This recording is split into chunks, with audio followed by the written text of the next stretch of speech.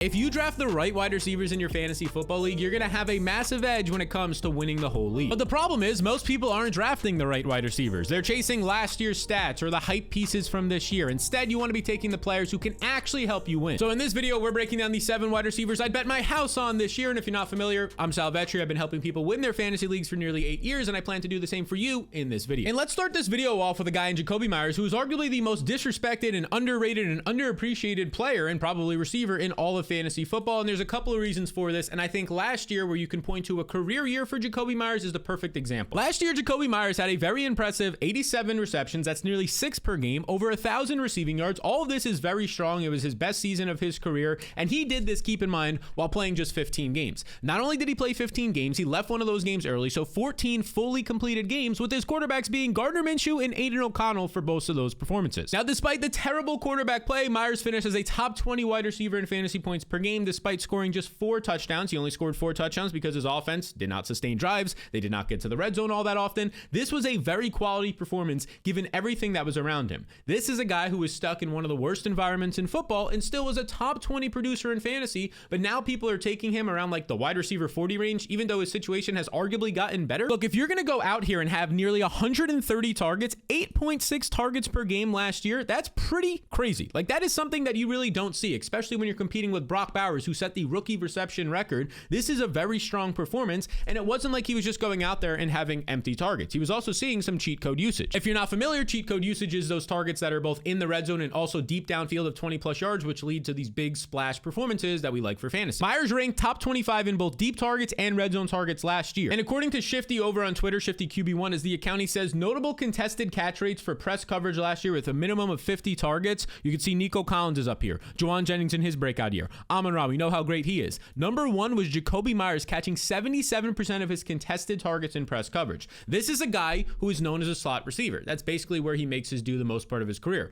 Last year, though, with the Raiders, he proved that he can be an outside receiver and do it at a high level. He was able to produce despite having bad quarterback play, like we mentioned. Only 71% of his targets were catchable, which ranked 49th in the NFL. So if you're talking about this, 30% of his targets. So if you want to look at this right here, 30% of these 130 targets, meaning like 40 of these targets were not even catchable last year. The idea is that now improves since he has a quarterback upgrade in Geno Smith coming there. I mean, this guy was already producing as a wide receiver 2, in some weeks a wide receiver 1 last year with bad quarterback play. If Geno can just get any type of protection, well, you might be seeing a Jakobi Meyers many more top 10 performances. And I think this stat's pretty important because this is a split on RotoViz. The in is his first 3 games of the year. The out is his final 12 games of the year. This is important because these final 12 games are when Davante Adams was traded away to the New York Jets, and during that time, Adams was also battling a hamstring, so he wasn't playing. In those 12 games, Jakobi Meyers averaged over 15 fantasy points per game, a very impressive 9.3 targets per game, and over 72 receiving yards per game. During this stretch, he was a top 15 fantasy receiver ahead of some of the guys that you like in fantasy this year who go rounds before him, like, oh, I don't know, Garrett Wilson. He was up there with Devonta Smith. These are 3rd and 4th round fantasy picks, and Meyers now is going in like round 7 or 8 or even 9. To me, it doesn't make all that much sense when you look at the situation this year. If you look at the team changes tracker in the fantasy blueprint, you can check it out at jointheblueprint.com. The additions on offense, the key additions this offseason, the big one was Geno Smith. So that's already a quarterback upgrade. Gardner Minshew is now gone. Aiden O'Connell will not be starting.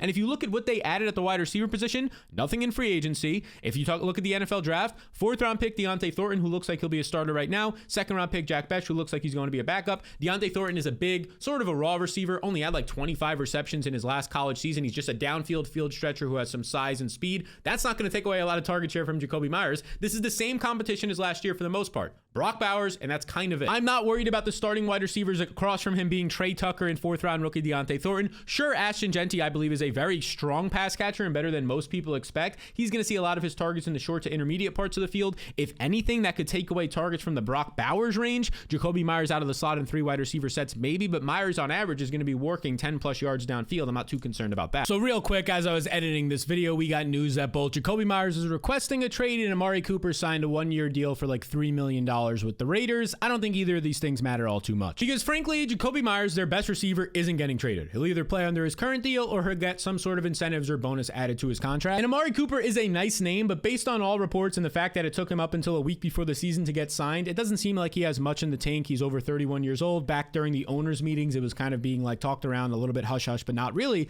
that Amari Cooper didn't have anything left and no teams are going to sign him. So at this point, I view Amari Cooper as probably maybe the wide receiver 3 on this team, but they might just give the young guys, the 2 rookies, more reps. We'll see. They only signed him for like $3 million. So when I put all of this together, I'm like, okay, yeah, I probably wouldn't pay like a 4th or a 5th round price for Jakobi Meyers, but I start to get very interested when you could see him in like the 7th round. That's where I took him in the flock league. And you could see right here on average, he goes right now as of this recording as the 88th overall pick. We're talking about an 8th round value for Jakobi Meyers, who currently goes after guys like Chris Godwin, who might not play the first 4 games of the season, who's going in a range next to Travis Etienne in a 3-headed backfield, Cooper Kupp on a new offense with a new quarterback and a new offensive coordinator, and he's 32 years old and has been missing a ton of games the last 3 years. I'll be taking Jakobi Meyers anytime I can in round 8 or 9, and if you're in a very serious league where good values get pushed up the board, I'll take him in round 7 like the flock league. Now, the next guy I'd be betting my house on this year is Calvin Ridley, who actually went in the 5th round of the flock league. I was targeting him in round 6, but he went a lot earlier there. This is another guy who the market just isn't appreciating enough right now because he was asked to be the wide receiver 1 on the Titans last year with terrible quarterback play in Will Levis and Mason Rudolph. I would argue that it was definitely bottom 3, maybe the worst quarterback play in the league. And whatever you're thinking when the names Mason Rudolph and Will Levis pop into your head, like whatever bad thoughts you're thinking, they're all accurate and valid. Because the Titans were bottom 10 in every meaningful passing category last year. They were 2nd in the league in interceptions and rarely pushed the ball effectively downfield. Now, despite all of this, Calvin Ridley was still able to average over 7 targets per game. He put up 120 targets. The question is how many of those were actually catchable and accurate. We'll get into that. And Ridley actually led the NFL in air yards. The way he was using this offense last year, I would say is not the best for his skill set.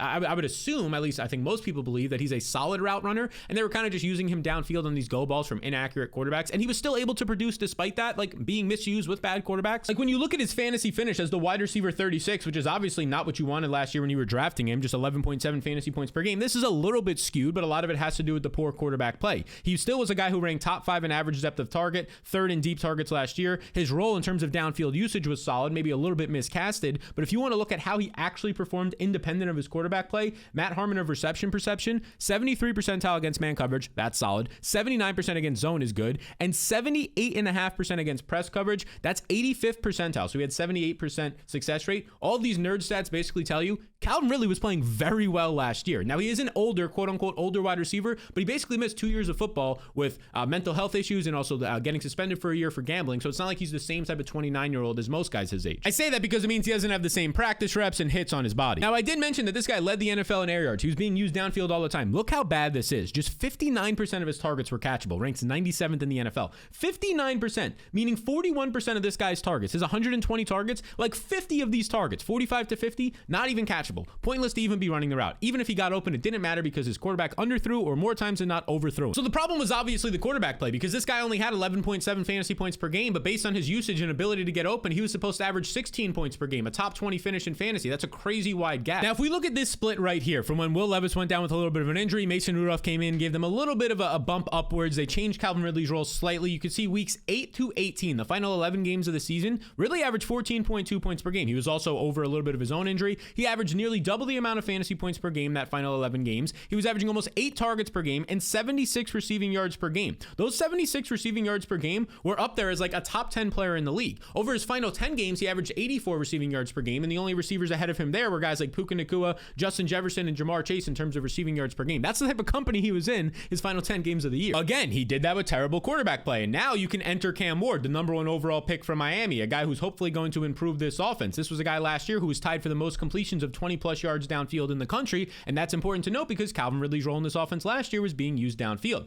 Now, of course, there's a new offensive coordinator here, the same offensive coordinator who was with Calvin Ridley when he went for over 1,000 yards with the Jacksonville Jaguars a few seasons ago. So that feels pretty good, and so does the target competition. Calvin Ridley's main wide receiver target competition, a 32-year-old Tyler Lockett, which I'm not concerned about, Van Jefferson, which I'm not concerned about, Alec Imanor, who had a big 30-yard reception in the second preseason game. He's somebody who maybe can step onto the scene, but I'm not concerned about. The biggest target competition is probably Chigakonkwo, who I do like Chigakonkwo as a late-round tight end this year, but if we're being realistic about his target share, it's probably going to be like 15%. If he pops off, it'll be like 17, 18% this year. There's a world where Calvin Ridley, with the number 1 overall pick, who apparently in camp right now, they're looking great together. In their first preseason game, they had a great connection as well on limited plays. There's a world where Ridley ranks top 10 in target share this year. And maybe, just maybe, we can flirt with the idea back of what this guy did all the way back in 2020 when he was a top 5 wide receiver in fantasy. Of course, he's years older now. This is not the Matt Ryan and Falcons offense that threw the ball all around the yard, but I'll even take these finishes like he had in 2021 before he ended his season early with 14 fantasy fantasy points per game, which he was basically doing last year in expected points. This is a guy who produces a top 20 receiver last year and now goes outside like the, I don't know, he's going as like the wide. Let's look at it. Calvin Ridley is currently going as the 70th overall player, and he's going as the wide receiver 30 in drafts. I would argue that this is a round or two too late right now. If you can get this guy in round 6 or 7, you should. Now, if you want to see where Calvin Ridley ranks in my top 50 overall rankings and the rest of those rankings, you can check them out completely free, linked up down below, or you can head to fantasyrankingsfree.com. And that will take you to this page where you just enter your email and the top 50 rankings will be sent to you. Be sure to check your spam and especially your promotional folders, like if you have a Gmail account, because oftentimes people say they go there. So those will be the top 50 rankings. They'll be tiered out and they'll be highlighted in green and red to show you the best and worst picks in those first 4 to 5 rounds. But odds are you have a fantasy draft either like tonight or coming up very soon. So if you want my full top 250 rankings to help you with your whole draft, all my other drafting tools and in-season tools from draft day to championship week, that's why I built the Fantasy Blueprint. It's what I use in all my leagues, and over 10,000 people are currently using in theirs. You can learn more about the Blueprint link below on this page right here, or you can just type in jointheblueprint.com. That is jointheblueprint.com to learn more about the Blueprint, what's offered, and you can read even some of the testimonials from people, as you can see right here, who were part of the Blueprint last year, because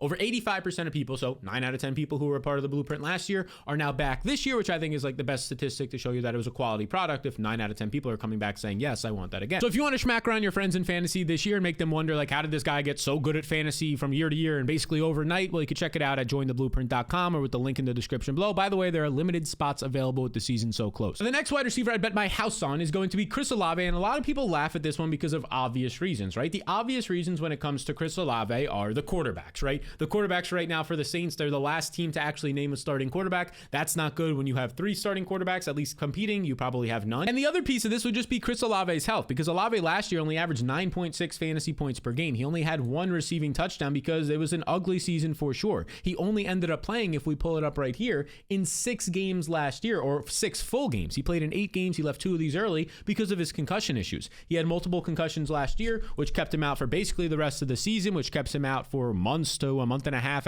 on end at times. But if we just look at his first 6 games of the season when he was actually healthy last year, he averaged 12.5 fantasy points per game. Now, 12.5 fantasy points per game is also not elite or anything. It's like top 30 production, but it's better than his bottom 40 to bottom 50 production. And when you look at the games that he actually started and completed, didn't leave early with a concussion, well, in those games, he was averaging over 17 points per game. And now it's a very small sample of like 5 contests. But when he actually started and finished a game last year, Chris Olave was a top 12 fantasy receiver. And when he's been healthy in his career, the dude has been great. As Matt Harmon points out on Twitter, Chris Olave is 10th in first downs per route run amongst wide receivers since he entered the league in 2022. He also ranks 11th in yards per route run, 13th in targets per route run, and 7th in targets and success targets per route. So what does all these stats mean? When Chris Olave is on the field, he's basically been a top 10 efficiency receiver at getting open and earning yards per route run. Now, I get it. A lot of people are frustrated about last season because of the concussions, and of course, concussions can become a thing. We've seen it with Tua. We've seen it with guys who have retired because of concussions in the past. But if you look at the first 2 seasons for Olave, he missed 2 games. He missed 1 game in 2023. It really didn't start coming until last year, where he basically got thrown a hospital ball by Derek Carr over the middle of the field. The hope would be that that doesn't happen again. If you look at the way that the new offense under Kellen Moore in the preseason has been used so far, there's not as many deep intermediate crossing routes for Chris Olave.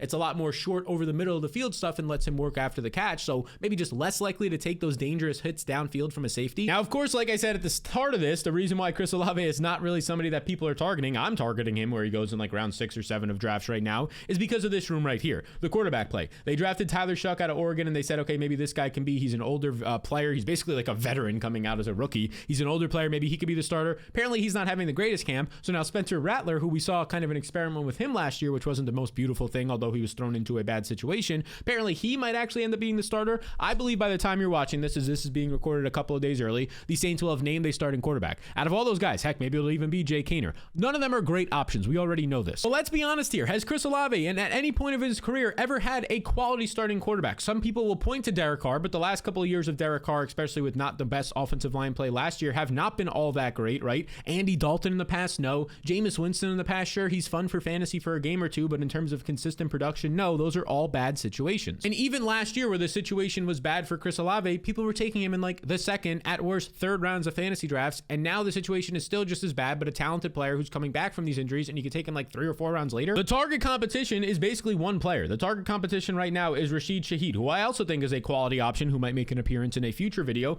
I think he's a quality option in the later rounds of your fantasy drafts because you can get this guy in round 12, and when he's been healthy like the beginning of last year, he looked like one of the better wide receivers in the NFL, both after the catch and downfield. But this is his only target competition. Shaheed's a guy who's known more for working downfield, Maybe he gets under Kellen Moore a couple of more short routes to work after the catch, but Olave is going to be that number one chain moving option, the guy who probably gets peppered with those 7 to 10 plus target games. And that's basically what we're seeing in training camp. No matter who the starting quarterback is right now, the guy who's they've been locked on as the number one option is Chris Olave. There was like a couple of days where Shaheed had big plays and one beat reporter said, oh, I don't know, it might be Shaheed who's the number one on this team. That's just not the case. And that's very notable because Chris Olave last year had only 8 short targets. If we're talking 10 or less yards downfield, Olave had only 8 all of last year. And now you're going to tell me that instead of just only being used in the intermediate to downfield parts of the field, Kellen Moore is going to design an offense that fits his quarterbacks and allows his playmakers to get the ball easier. That feels good. Of course, the concussions will be a concern. We can say injuries are a concern for many players out there, but that's why you're paying this draft price of 76th overall. You're getting Chris Olave right now on average as a 7th round pick. In serious leagues, you'll get him in the 6th round. That's where we took him in the Flock League as I believe our wide receiver 3 in that league. I think Olave, if you're starting to get him in the 7th round and he just stays healthy, even if the quarterback play is bad, he's probably going to give you 3rd or 4th round production with upside if the quarterback play is actually somewhat half good. Now, before we get into this next stud receiver who I'd bet my house on, make sure to hit the subscribe button. It takes 2 seconds as we push towards 200,000 subscribers, and I would appreciate that a ton. Now, that stud wide receiver I'm talking about is Nico Collins, who I believe is definitely worthy of a 1st round pick in your fantasy drafts. He'll probably go in the 1st round of many 12-team formats this year, but oftentimes you can get him in round 2. If you're picking with like the 11th or 12th overall pick, you can usually double tap an Ashton Genty and a Nico Collins, and double it up with wide receivers like an Amon-Ra St. Brown or Brian Thomas. And that feels pretty good because last season, Nico Collins, when healthy, was nothing short of dominant. For the 2nd straight year with the Texans and CJ Stroud, Nico Collins averaged over 17 points per game and finished as a top 8 fantasy receiver once again. And this was a guy who did this despite missing a ton of games. He went for over 1,000 yards and 7 touchdowns despite last year missing 5 games. When he came back from that hamstring injury, he was also like ramped up for a game or two, didn't look like himself. So almost half the season he was banged up and he still put up over 1,000 yards, 7 touchdowns, and 17.5 points per game. But the part that was really special was the efficiency. You can see from this Jacob Gibbs tweet over on Twitter right here. He says Nico Collins was on another level last year according to reception perception. 93rd percentile versus man coverage is like literally tops of the tops. It doesn't get any better than that. 81st percentile versus zone is elite. 96th percentile, so top 4% amongst all players ever charted in reception perception against press coverage. This guy dominated press, dominated man, and was very good against zone. We know he's good, but he was like on another level efficiency-wise as a route runner. And I mean, the dude led the entire NFL being targeted over 40% of the time against man coverage last year. I mean, that's like an A.J. Brown stat. A.J. Brown is known as like a man beater when it's single high coverage. His quarterback, Jalen Hurts, just throws the ball to him. That's the tier that Nico Collins was in as a man beater last year. And all this makes a lot of sense when you then go out and see that PFF, who grades wide receivers over the past 2 seasons, Nico Collins actually grades out as the number 1 wide receiver, saying that when you take everything into account for the wide receiver position, when Nico Collins has been on the field, he has been the best wide receiver in the NFL based on their grading system the last 2 years. What's even crazier is that the splits were even better, as you would expect, before a hamstring injury. And this wasn't a minor hamstring injury where you miss a week or two. He missed 4+ weeks. He got put basically on the short-term IR, and he was out for a long period of time. Because over those first 5 games, and in the 5th game, he actually left with an injury. So that even if you take that out, it's even a little bit better, but he had a good performance up to the point that he left. Over 21 fantasy points per game, 9 targets per game, and 113 yards per game. I mean, this guy was on pace last year for nearly a 2,000-yard season, 109 catches, 10 touchdown season. Everything looked great. Obviously, it got slowed down a little bit by the injury, assuming we don't get a hamstring injury this year. Like, if he was to play a full 17 games, he could threaten as the best fantasy receiver season we've ever seen. We've seen some of those recently. Jamar Chase last year, CeeDee Lamb back in 2023. That's the upside that Nico Collins has. And a lot of it just has to do with the profile of player that he is. I mean, this is a 6'4", 215 prototypical X receiver that, based on the preseason usage, is also getting a little bit more slot usage, which if they unlock that part of his game, like we see with Jamar Chase, like we see with CeeDee Lamb, these guys who have wide receiver 1 overall seasons, where they can work out of the slot against another team's 2nd or 3rd best cornerback, where they can use the entire field instead of when you're pushed up against the left side of the field, you only have the right side of the field to work with. Now they get the whole field to get yards after the catch potential. That's another unlock for Nico Collins' game. And then you look at his target competition this year. There's no more Stephon Diggs. Tank Dell's going to miss the whole season. His only target competition that I'd be concerned about is Christian Kirk, the veteran wide receiver, who has been a solid receiver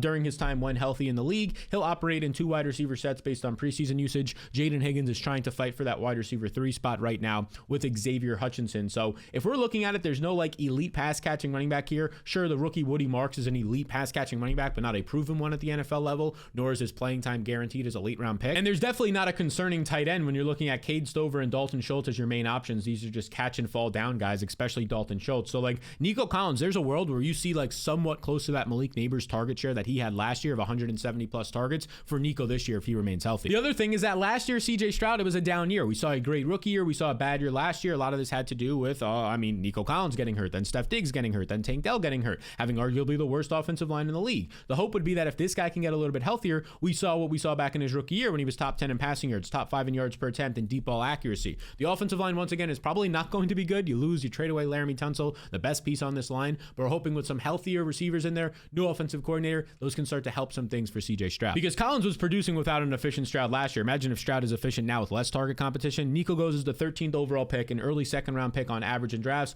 definitely worthy of a first round pick, and somebody that I feel confident as either my first or definitely second round pick in drafts this year. Now, the next receiver we got to talk about is a rookie, and it's Matthew Golden, who in my opinion, based on what he did in college, was a proven alpha wide receiver for the University of Texas Longhorns. The Packers ended up making him their first wide receiver pick in the first round in nearly 20 or over 20 years. This is a guy who is going to step into an offense that desperately needs a wide receiver to step up, and he could be that guy. Just for some background, in college, he transferred to UT last year, and he ended up having 58 receptions, led the team with 987 receiving yards. If you look at some of these advanced stats, or not even advanced, just kind of the target share stuff here, only 15.9% target share. You might look at that and go like, that's not alpha wide receiver numbers, because it's not, but it needs context. He played in an offense with Gunnar Helm, now an NFL tight end, Isaiah Bond, now an NFL wide receiver, Jaden Blue, now an NFL running back, right? And there was other pieces, Bolden as well, who's still in college. There were some other pieces that this offense was just spread out, and Quinn Ewers would love to check the ball down as much as he could. Two guys like Jaden Blue and Gunnar Helm, the tight end, which obviously was not giving Matthew Golden downfield any looks. But towards the end of the year, in the most important games, when Ewers was getting more comfortable downfield with Golden, you could see games like this against Georgia in the SEC championship, 8 catches, 162 yards. You could see games like this in the semifinals or the college football playoff against Iowa State, 7 catches, 149 yards on a 4th down and long in overtime, catches a touchdown to extend the game into double overtime. He was trusted by Quinn Ewers. He was by far the number 1 man beater on this team, and by far the number 1 option, especially down the stretch. The dude showed up in the biggest moments. Then he went to the combine and ran a 4.29 40 time, the fastest among any rookie at the combine this year, especially at the wide receiver position. It was 91st percentile speed score for his size. Everything looked good there. So you're pairing the smooth route running, the elite downfield ability now with this great speed. That's something that the Green Bay Packers love. They love athletic freaks. You look back at their draft, they're always going to value the size, speed specimens, and that's what you get here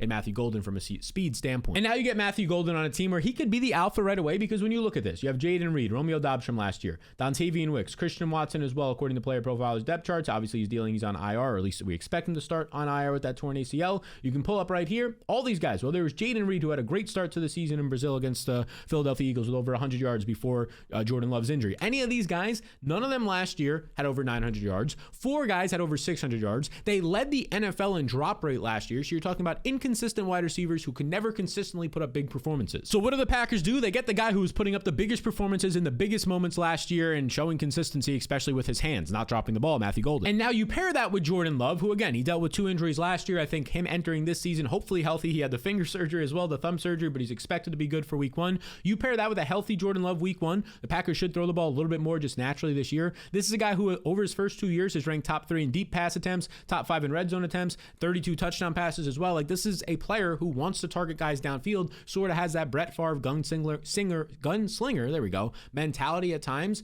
That's the perfect combination with Matthew Golden, who, by the way, is not just Christian Watson. He's not just a run fast, go down the field type of guy, end around type guy. He can also run routes. Right now, we're getting awesome camp reports out of Green Bay about Matthew Golden. He's operating as the number 1 receiver, albeit though guys like Dontavian Wicks and Jaden Reed are dealing with injuries. But everything we've seen so far, whether it's the family night game, whether it's the preseason game, Matthew Golden with the starters in that first game before Jordan Love's injury, played 100% of the first team snaps with Jordan Love. Again, Jaden Reed and Dontavian Wicks did not play in this game, but Matthew Golden was the only player to play 100% of the snaps. The family night game, when Jaden Reed was healthy and Wicks, he played 100% of the snaps. He was in 2 wide receiver sets with Romeo Doubs. From week 1, it looks like Golden is going to at least operate as a number 1 outside receiver for Jordan Love and the Packers. And if that's the case, an offense that we expect to be efficient with one of the best play callers in the league in Matt LaFleur, and Jordan Love, when healthy, has shown that he could definitely be a top 10, at very worst, top half of the league quarterback. If you can get Matthew Golden where he goes right now as the 100th overall pick in drafts, you're talking about an 8th round pick. I mean, I would definitely take him in round 7 for sure. An 8th round pick on Matthew Golden, That feels strong. And those are the reasons why I like Matthew Golden to go for more than his receiving yards total this year, because he has the role usage and upside to smash his current expectations. And since we're talking about making picks, I'm teaming up with DraftKings Pick 6 this year for week 1 to give you a shot at their biggest bag ever. Right now, all DraftKings Pick 6 customers can play for free for a shot at a cut of $1 million or more. Pick more or less on 6 player stats, share it with your crew because the more people that play, the bigger the bag grows, and if you hit all 6, you are in for a share of over $1 million.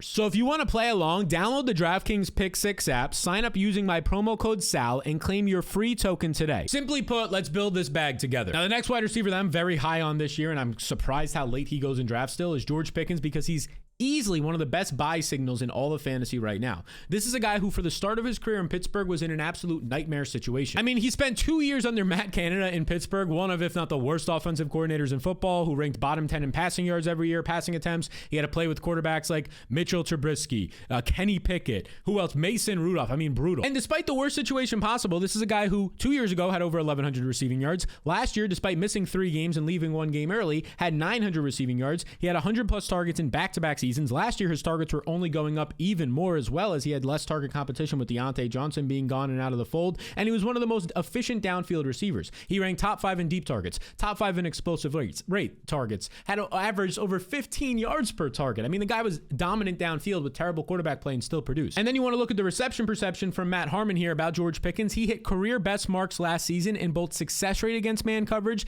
and success rate against press coverage, which was 83rd percentile, a very high mark. So he looked even better. Not only was the production looking good on a per game basis in a bad situation, his actual film and route running looked better. Now, just to show you how bad the quarterback play was, only 67% of Pickens' targets were catchable last year, meaning 33%, or 1 out of every 3. So a third of them were not catchable. So this guy had 103 targets last year. You're looking at 34 of these targets not even being worthwhile last year. We're hoping that that improves this season, since the goal is now he's in a much better situation. Dak Prescott, the Dallas Cowboys, a healthy Dak Prescott, and an offense that easily should rank top 10 in pass attempts per game, if not top 5. He goes to this offense, and obviously the number one thing is, he has to compete with CeeDee Lamb, but T. Higgins also has to compete with Jamar Chase, who led the Triple Crown last year in receiving, targets, touchdowns, receptions, and T. Higgins was still a top 5 fantasy receiver, right? So if your offense passes enough, that's fine. And by the way, now you have to spend a 2nd or a 3rd round pick on T. Higgins, which I think is probably worth it in the 3rd round, where with George Pickens, you have to spend, a 6th round pick on this guy? So even if CeeDee Lamb stays healthy and dominates like he did back in 2023, the upside in a quality passing offense like Dallas with Dak Prescott is still there for Pickens to easily pay off a 6th round price tag. He might finish as a 2nd or 3rd round pick type player. Because even if CeeDee Lamb pops off for 150 plus targets with the guys that are in this offense outside, like let's pull it right back up right here. The other guys in this offense, in Jalen Tolbert, Kevontae Turpin, we're not worried about any of them. Jonathan Mingo actually suffered an injury recently, so he's not going to be in the fold. Jake Ferguson, we do like him, but not as much as like this downfield receiver compared to a red zone target who can maybe be a move the chains guy.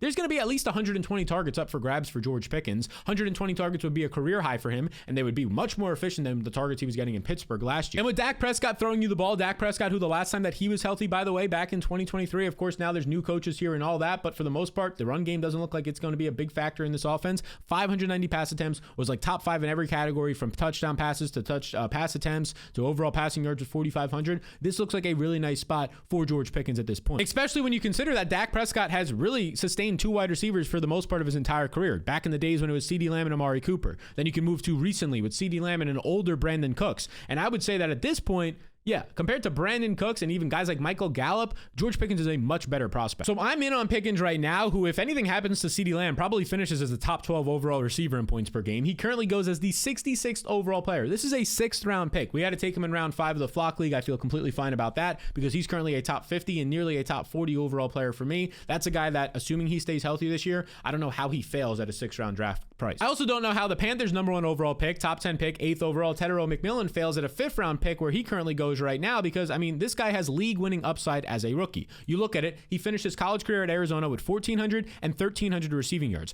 Last year when he had 1,300 receiving yards, it came out that he was playing with an ankle injury for basically the entire season. Despite that, dominated for 84 catches, had a 31% target share, which is an elite metric, and 10 touchdowns as well in his breakout campaign these last couple of years. He was the only college receiver last year, or the last 2 years, to have at least 1,300 1,500 yards each year. The production was absolutely alpha tier. So we know the production is there. The film is there as well if you watch him. This is a guy who's like a Drake London, Mike Evans type hybrid player. He's just dominant as an X receiver, a prototypical X at 6'4" and 214 pounds. The one thing that people were nitpicking him on was saying like, oh, he doesn't love football, because there was like a clip going around about something about how he just doesn't like watch film back from his days early in college or high school. Like, come on, give the guy a break. Back in my days in early college and high school as well, I don't think I was watching film during my off hours, right? Come on, let's just give the young player at that point who was like 17 years old in the video a break. Crazy to me that people are trying to tear down a guy that young. And then the other thing was like, oh, he's not fast. He's not running at the combine for a reason. But at his size of 215 pounds, runs a 4.58 40, 81st percentile is completely fine for his size. So that's not a concern. So he's starting to check a lot of these boxes. People might point to his success rate against man coverage, which isn't atrocious. 70%. We would like that to maybe be a little bit higher, around 74 or 75%. That's fine. Success rate against zone was fantastic. Success rate against press coverage, according to Matt Harmon, reception perception, also fantastic. 80th percentile is very good. This is a big reason why that the Panthers took him as the 8th overall pick.